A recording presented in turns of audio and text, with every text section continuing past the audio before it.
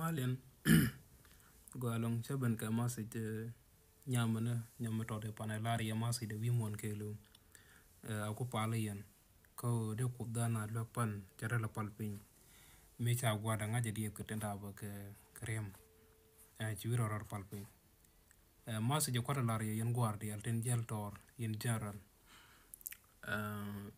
Yen Michra with the Rana Larsia Manaka and Roda Dor Kamichranda Bagadran Larsia Mana Nyarane Panquala Najano Generam Churut Jalatana Damaka Ganmita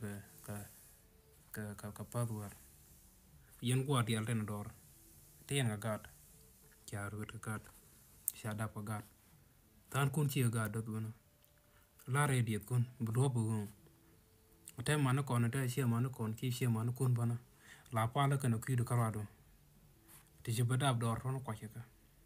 You meet no one to a pale, go to deck, can't go where. Can't cook a carnage all of Gideon. Majan Conana, dear Randaro could. May ram kill Jenny Monram kill Volo the Locoto. Commissioner Luke and the Albicacholo. No, she was you done. Dear Randaro could out there. But don't you turn to chicken and go.